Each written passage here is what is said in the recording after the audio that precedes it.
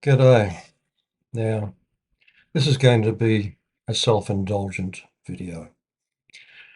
I'm not going to be trying to teach anything. I just want to have a uh, bit of a rant, really. um, I've made a few videos, and I don't want to keep making these videos. I've done enough, I think. But before I finally stop, what I want to talk about is why do people get into this stuff? What what is it about religion and meditation that attracts people? Why do people get into it? And why do some people spend their lives doing it and you know, go into the deep, dark depths of it all? So, just my opinions. This is just going to be me talking about my opinions. So, if that's boring, switch off now. I think there are three primary drivers, different drivers. Uh, Dissatisfaction is the biggest one, I think. Curiosity. Curiosity is probably one of the rarest of them, but it's the most reliable. And the third one is distress. Now,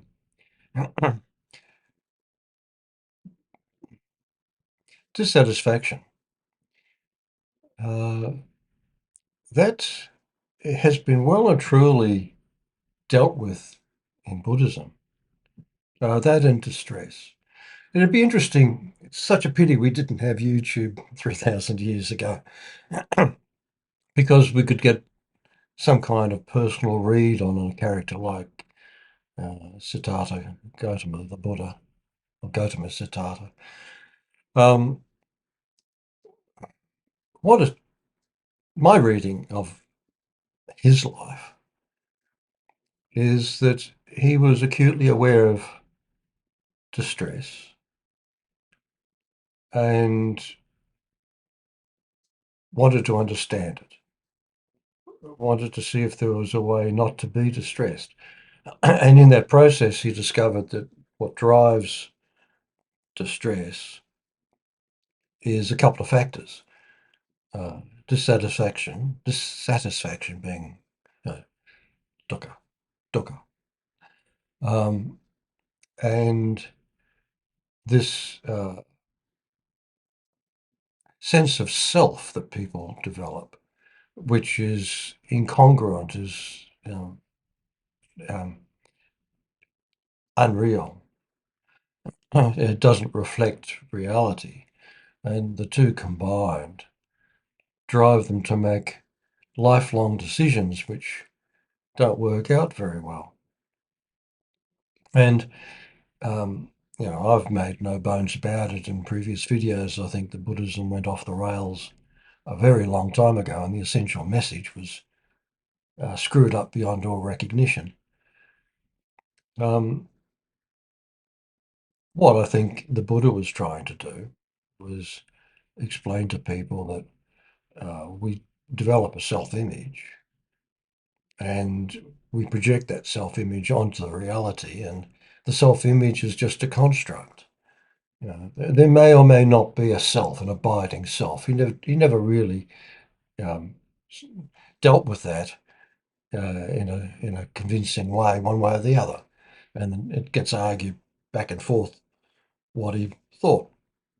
But I think it's pretty clear that what he did have to say, which was useful, is that we form an image of ourselves, which is just based on the timeline of our experience.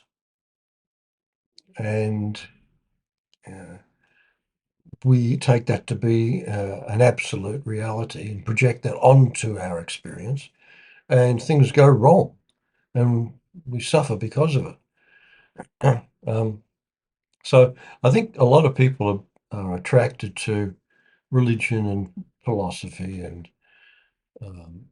mystical practices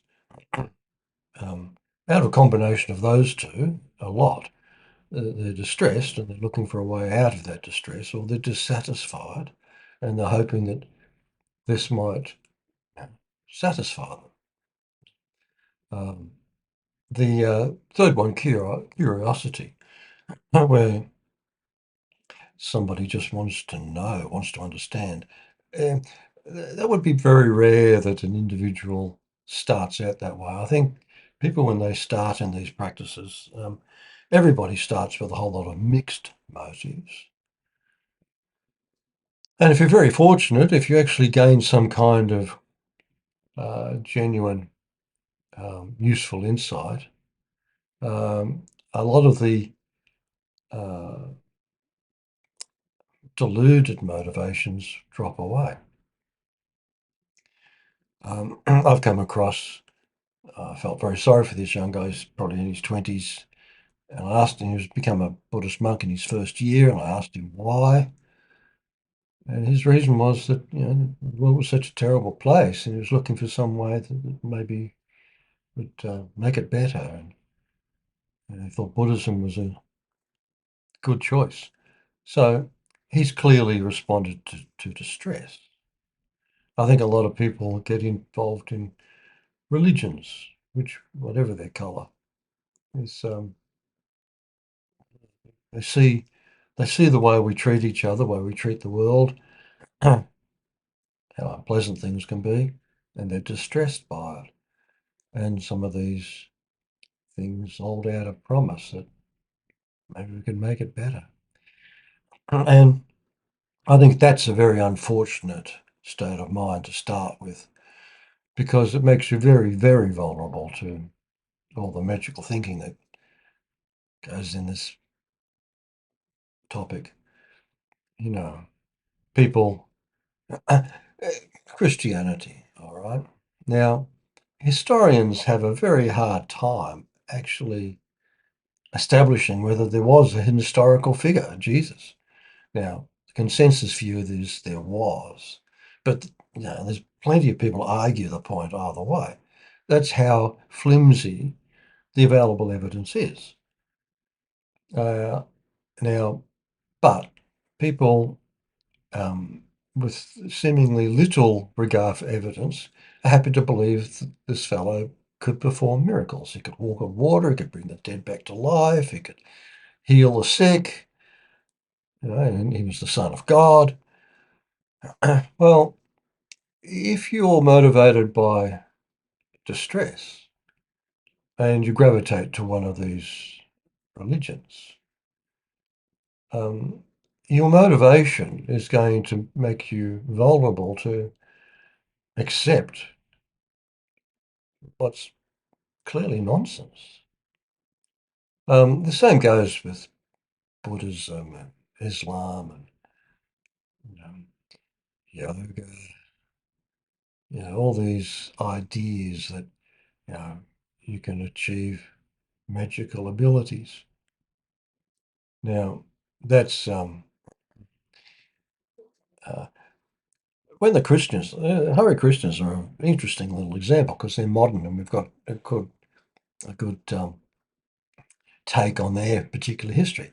Now, I don't know how many of them still have this belief, but the early Hare Krishnas back in the 70s, they dressed in their orange robes and put their beads on, and they cut their hair, but they left a tuft of hair at the back, from the hair that grew from the fontanelle to grow long. Now, why? Well, there's a reason. They believe that when they die, Krishna is going to come and grab them by that hair and take them up into his realm.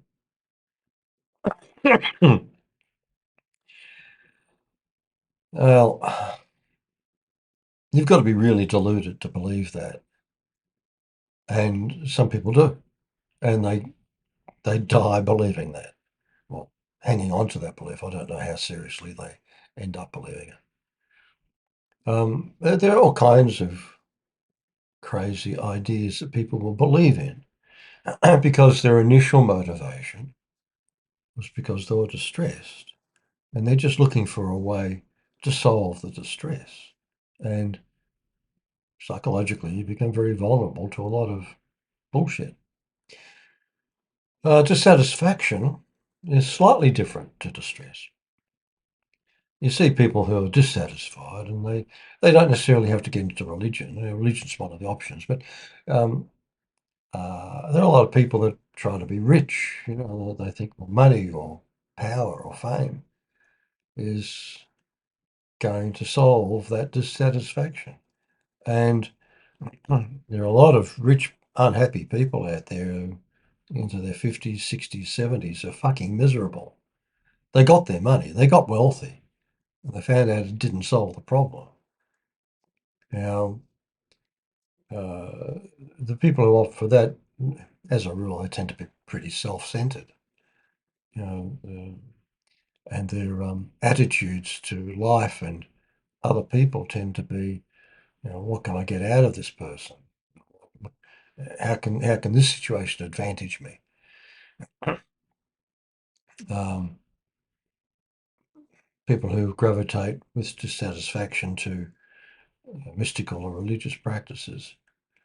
Uh, yeah, I'd say self-centeredness plays a big role there too. They're looking for a personal, better life for themselves that's more attractive than just being alive on planet Earth.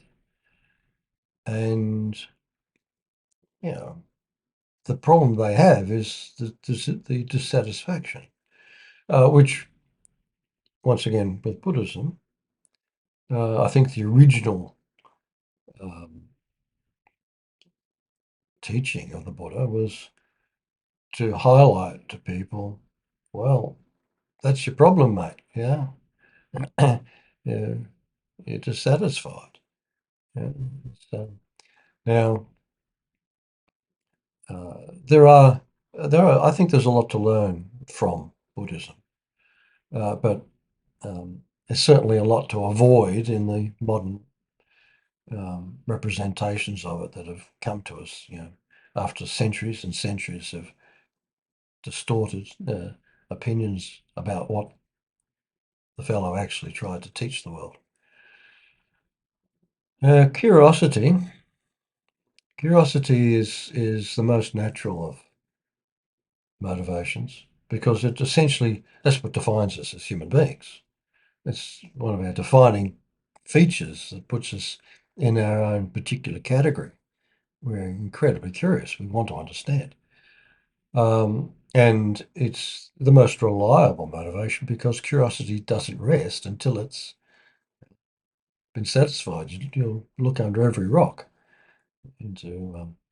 and twice to make sure that you didn't miss something the first time. The and curiosity means that you're more likely to be honest as well.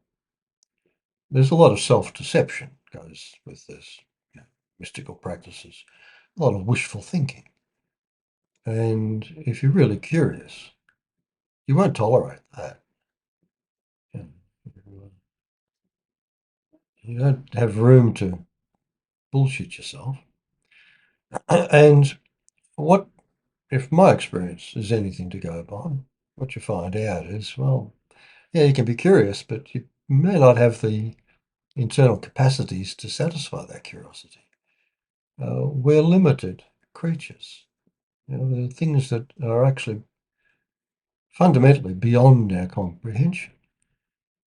And there's this notion of acceptance has to creep in to your curiosity, to accept your limits.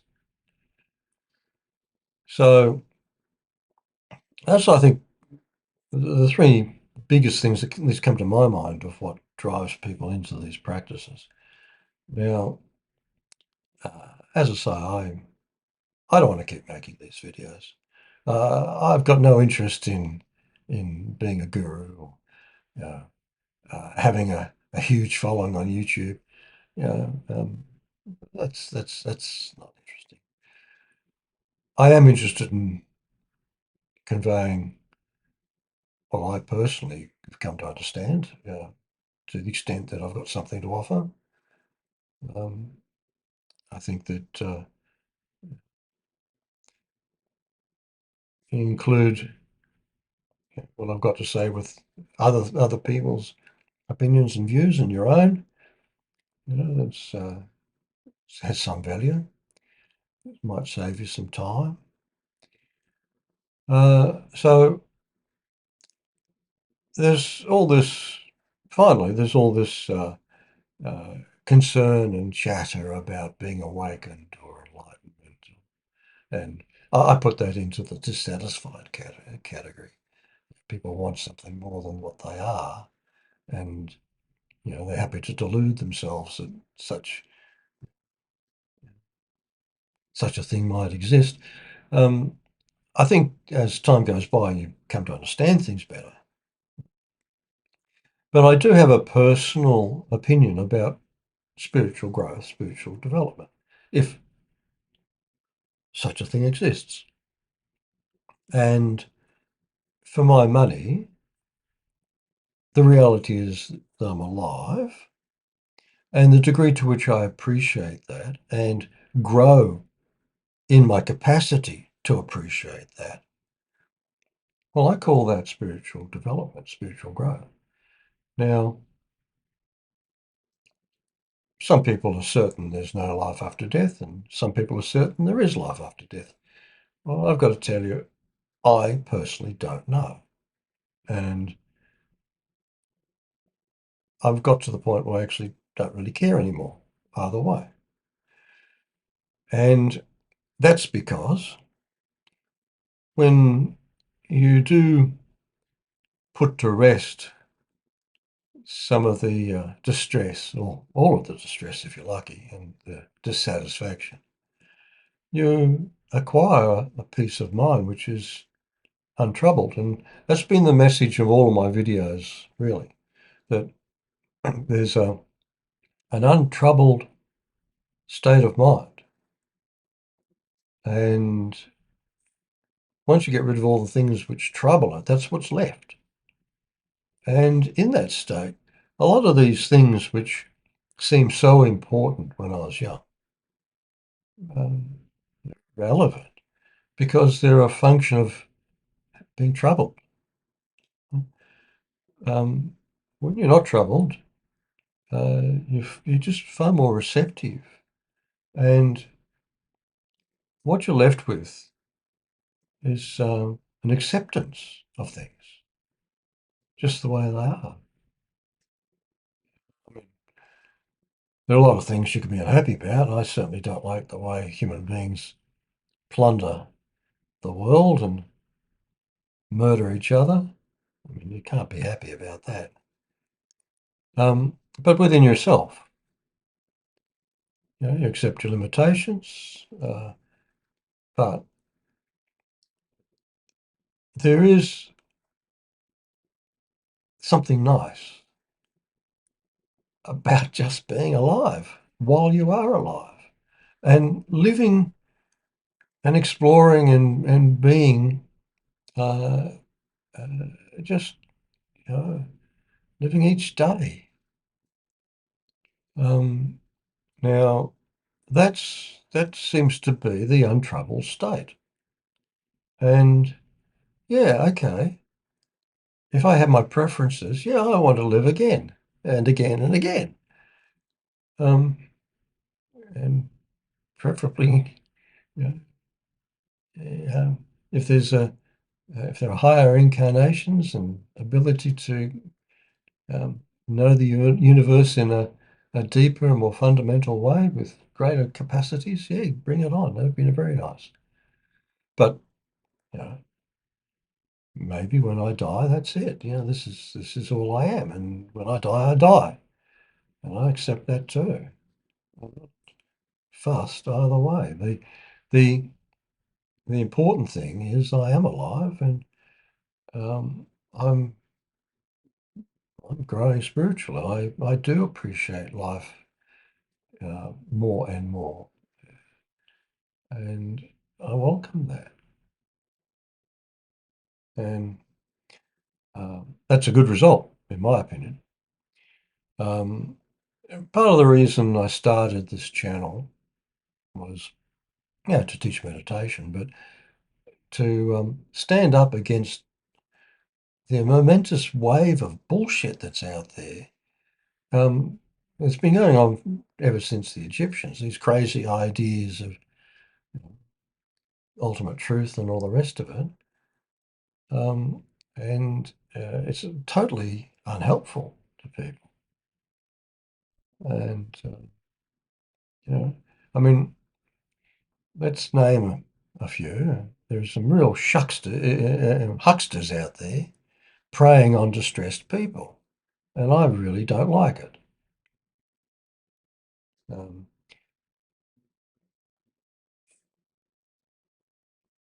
doesn't mean that anything I'm going to say is going to change that, but I'm speaking up about it.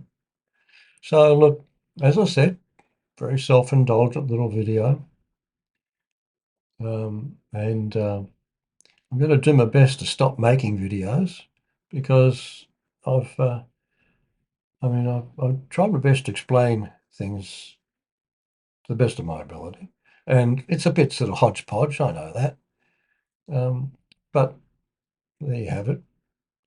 So, good luck. See you later. Bye.